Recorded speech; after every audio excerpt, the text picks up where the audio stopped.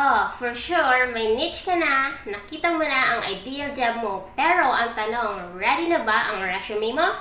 So kung hindi pa, please watch this video until the end para wala kang ma-miss na tips and tricks na i-share ko kung paano ko ginagawa ang aking resume para maka-attract ako ng client ko.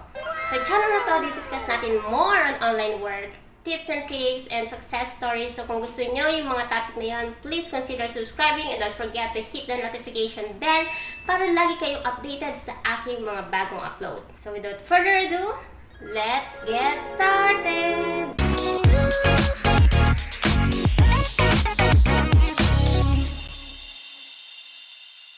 Kung bago pa lang sa channel na to, I'm Kaji, Virtual Assistant, Executive Assistant, Bookkeeper, Accountant. So kahit anong work, pinapasok ko basta online kasi online work is amazing!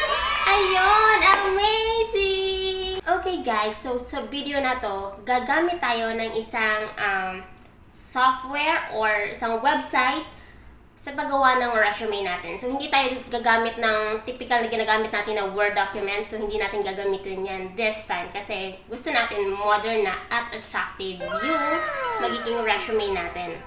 Na isasend mo lang yung link and makikita na ni client mo kung ano yung services na ino-offer mo. So, ang gagamitin natin ngayon ay Canva. So, ready ka na? Let's go! So guys, pag pumunta kayo sa canva.com, ito yung makikita nyo.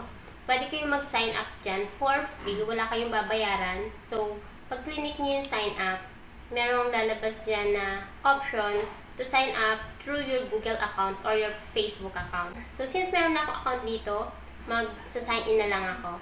Dito sa home, may search box dito. Pwede nyo i-search yung resume. Kita nyo na lahat ng option na pwede nyong pagpilian para sa inyong resume. So, depende yan kung ano yung gusto mong format na gamitin. So, kanya-kanya tayong taste. So, iba-iba tayo ng gusto.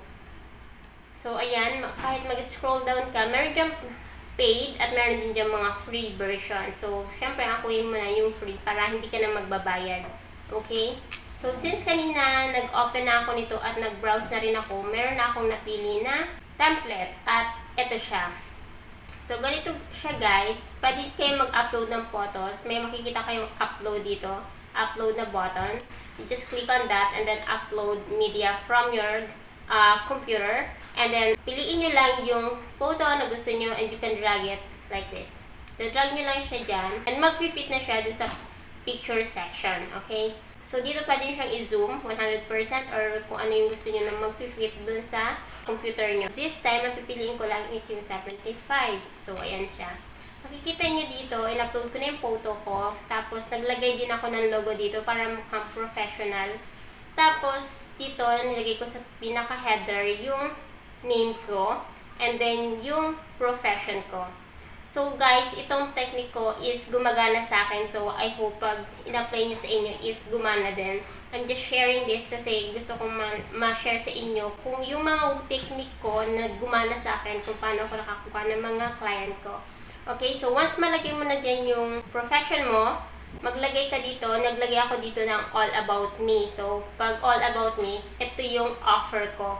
So kung hindi nyo pa napapanood yung previous video ko, na-discuss ko kung ano yung offer na pwede nyo ibigay sa client nyo. So, sa akin, as a bookkeeper, freelance bookkeeper, I help business owners in growing their business by taking care of their finances and accounting database. So, yung pattern ng offer natin is I help, tapos yung target market mo, plus yung desired result by yung skills or strategy mo. So, watch out for my video. Nandito yung link sa description. So, kung hindi nyo pa napapanood, please make sure na napanood nyo yan para may idea kayo paano nyo ika-craft yung offer nyo.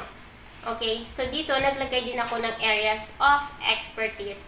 So, dito sa areas of expertise, nilagay ko lang yung pinaka-best of the best na may offer ko sa kanila. Kung paano ko sila matutulungan sa business nila. So, kung virtual assistant ka, ilalagay mo dyan ano yung mga expertise mo na mag-stand out ka compared sa ibang applicant. So, make sure na yung pinaka-best ang ilalagay mo dito. And then, naglagay din ako how they can contact me. So, nilagay ko dito yung address ko, pero ang nilagay ko lang dito yung address ko is yung city, yung province ko, and yung country ko. Hindi ko na kailangan ilagay yung buong address ko. Tapos, naglagay din ako dyan ng WhatsApp number kasi most of the clients na nakikilala ko merong WhatsApp and dyan kami nagko-communicate. And then, meron din ditong email address. Nilagay ko din dyan yung email address ko. And then, yung Skype ID ko. Tapos, syempre, nilagay ko din yung mga software and computer proficiencies ko. So, itong portion na yan, pwede nyo ilagay dyan yung employment history nyo or katulad nun sa akin, hindi ko na nilagay ko yung mga employment history ko kasi nga freelance bookkeeper ako. So, ang ginawa ko dito, yung software and computer proficiencies ko. So, dito nilagay ko yung, since bookkeeper ako, nilagay ko dito yung accounting software ko, kung ano yung mga expertise ko, yung Xero, QuickBooks Online, Receipt Bank.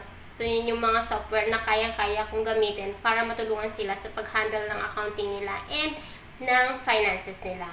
Naglagay din ako ng general software na madalas ginagamit ng mga virtual assistant. So, meron ako diyang mga Microsoft Office. Tapos nilagay ko, expert ako dito sa Excel kasi I know advanced formula. And then, meron din akong Google Apps like Google Drive, Google Sheets, Docs, Calendar, and Google Slide, and Google Site. So, meron din ako dito ng Dropbox, Trello, Asana, Slack, LastPass, Thinkific, ActiveCampaign. So, ito yung mga software na madalas ginagamit ng mga virtual assistant. So, nilagay ko lang din dyan para meron silang idea na, bukod sa accounting, meron pa siyang ibang alam na software na gamitin. So, mapapakinabangan din nila ako at matutulungan ko sila sa iba pang aspect ng business nila. So, naglagay din ako ng education. Pero sometimes, pag depende sa ina-applyan ko, minsan hindi ko na sinasama yung education ko. Kasi, hindi naman sila ganun ka-strict when it comes to education. Hindi lang nila tinatanong kung anong school ka graduate. So, kung ayaw nyo isama yung education nyo dito, okay lang yan. So, you can ignore this and delete this. So, naglagay din ako dito ng certification ko. Yung certification or mga trainings attended or yung mga courses na inattendan mo. Halimbawa, social media manager, yung social media expert ka. So, ano yung mga courses or mga trainings na inattendan mo para maging expert ka when it comes to social media. So, nilagay ko talaga dyan yung certification ko para malaman nila na Xero certified advisor ako. Kasi once na malaman nila na certified ako, alam nila na ganun ako kabihasa gamitin yung software na yun. Na wala silang maging problema sa akin kapag ako yung kinuha nilang na magpo-provide ng services na hinahanap nila.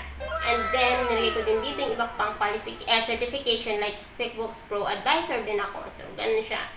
Ito ay simpleng resume lang. So, kung may gusto kang i-add, okay lang din. Pero, ilagay mo lang dyan yung the best of the best. Hindi mo na kailangang isa-isahin yung mga ginagawa mo sa mga previous work mo. Ang kunin mo na lang yung pinaka-the best of the best. Kasi minsan si client mo, hindi na siya magtsatsaga na basahin lahat ng resume mo. Siyempre, ang titingnan lang nila, parang binabrowse lang nila, tapos may hinahanap silang mga keyword doon na para i-consider ka nila sa next level of the application. So, pag nakita nila na napaka-simple lang ng resume mo at napaka-detalye, magre-reflect yon sa personality mo. And maganda rin yung ganitong format ng resume kasi dito sa Canva, pwede mo siyang i-share, mag-view ng client mo yung resume mo without you attaching it to your email. So aside from pwede mong i-share yung link sa prospect clients mo, pwede mo rin siyang i-download sa PDF file para i-attach din sa mga emails or applications mo. So, ang tip ko lang sa resume, huwag niyo ilagay lahat. Ilagay niyo lang yung pinaka-the best of the best na mag-stand out kayo compared sa mga ibang applicant. Kasi minsan din, naalala ko, nung una pa lang akong nagtatry maging freelancer, nilagay ko talaga lahat sa resume ko. Para kasi naisip ko, pag nakita niya lahat yung mga ginagawa ko, ma-impress siya.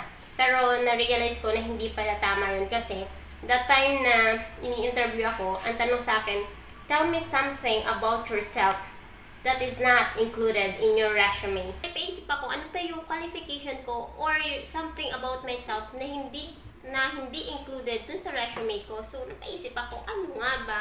Feeling ko kasi nandun na lahat kasi nilagay ko dun detail-oriented ako, lahat ng software proficiencies ko nandun, yung mga school na pinasukan ko, yung ilang year ako sa ganitong company. As in talaga nandun na at ilang pages din yon. So, napaisip ako, parang andun na lahat. Ano po yung sasabihin ko sa kanya? So, ganun siya. So, make sure na ang ilalagay nyo lang sa resume mo ay yung mga best of the best na qualification and expertise mo. So, kung mapapansin nyo dun sa intro ko, pasok. I'm Kaji, Virtual Assistant, Executive Assistant, Bookkeeper, Accountant. So, kahit anong work, pinapasok ko.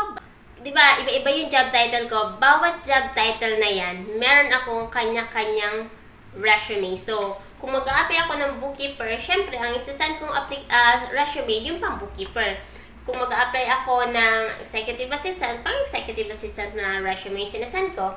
Kung executive assistant, ganun din. At kung accountant, ganun din. So, yun yung ginagawa ko ring technique na hindi lang iisa yung resume ko. So, gumagawa ako ng resume depende sa ina-applyan ko. At yung resume na ina-applyan ko is ini-edit ko yan bago ko isend para lang mag-make sense yung application at saka yung resume ko. Para malaman niya na finalo ko talaga yung instruction niya dun sa job post niya. Sana may mga natutunan kayo sa video na to. Kung marami pa kayong tanong tungkol sa pagka-create ng resume, please comment down below at sasagutin ko siya as soon as I can.